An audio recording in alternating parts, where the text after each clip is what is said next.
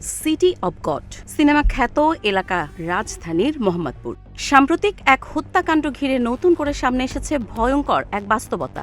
City of god মূলত একটি অপরাধপ্রবণ এলাকায় কিভাবে গ্যাং সংস্কৃতি, সহিংসতা আর ক্ষমতার লড়াই প্রজন্ম থেকে প্রজন্মে ছড়িয়ে পড়ে তা দেখায়। এটি মূলত একটি সিনেমা যার শেষ অংশে দেখা যায় বড় অপরাধীরা আইনের ফাঁক গলে বেরিয়ে গেলেও শেষ পর্যন্ত তারাও রক্ষা পায় না। প্রতিপক্ষ বা নতুন প্রজন্মের হাতে নির্মম পরিণতির শিকার হয়। এর মাধ্যমে একটি বড় বার্তা উঠে আসে, অপরাধের চক্র কখনো থামে না, বরং এক দল থেকে আরেক দলে স্থানান্তরিত হয়। বিচারহীনতা অপরাধকে আরও শক্তিশালী করে এবং সহিংসতার মধ্যে বড় হওয়ার নতুন প্রজন্ম আবার সেই একই পথে হাঁটে। অর্থাৎ সিটি অব গড শুধু একটি গল্প নয়, এটি একটি সতর্ক বার্তা, যেখানে দেখানো হয় নিয়ন্ত্রণহীন অপরাধ কিভাবে একটি সমাজকে পুরোপুরি গ্রাস করতে পারে। 12 এপ্রিল ছড়িয়ে পড়া একটি ভিডিওতে দেখা যায় এক তরুণকে ধাওয়া করে কুপিয়ে হত্যা করা হচ্ছে। পরে জানা যায় তিনি ইমন হোসেন ওরফে অ্যালেক্স ইমন, এলাকার একটি অপরাধী গ্রুপের প্রধান। তার বিরুদ্ধে হত্যা, মাদক ও চাঁদাবাজি সহ 18টি মামলা ছিল।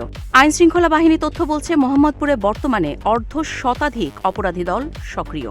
এর মধ্যে অন্তত 17টি বড় গ্রুপ, প্রতিটিতে 15 থেকে 20 জন সদস্য।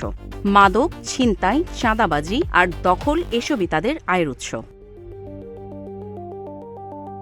2024 সালের 5 আগস্টের পর প্রায় 20 মাসে এসব গ্যাং দ্বন্দ্বে খুন হয়েছে অন্তত 24 জন। সর্বশেষ ইমনের পর নিহত হন লম্বু আসাদুল। আধিপত্য বিস্তার আর মাদক ব্যবসার নিয়ন্ত্রণ নিয়েই বাড়ছে সংঘর্ষ। বিশ্লেষকরা বলছেন 90-এর দশক থেকেই মোহাম্মদপুরে গড়ে ওঠে সন্ত্রাসী নেটওয়ার্ক, যা রাজনৈতিক পৃষ্ঠপোষকতায় আরও বিস্তৃত হয়। বর্তমানে জামিনে বের হওয়া শীর্ষ সন্ত্রাসীদের নিয়ন্ত্রণে চলছে এসব গ্রুপ।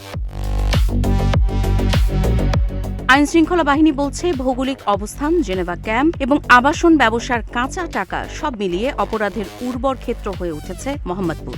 তবে অভিযান চালিয়ে গত 20 মাসে 4400 জনকে গ্রেপ্তার করা হয়েছে বলে জানিয়েছে পুলিশ।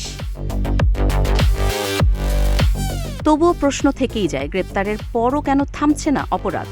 বিশেষজ্ঞদের মতে সমন্বিত ও আগাম নজরদারি ছাড়া এই পরিস্থিতি নিয়ন্ত্রণ সম্ভব নয়।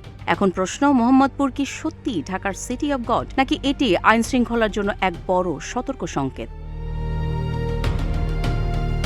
কাজী ইশরাত জাহান দৃষ্টি, নাগরিক প্রতিদিন।